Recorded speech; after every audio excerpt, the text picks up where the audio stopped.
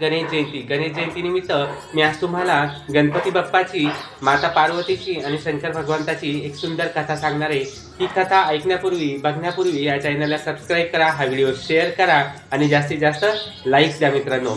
एक दिवस कैलास पर्वतावर माता पार्वती, भगवान शंकर आणि गणपती बाप्पा बसले होते।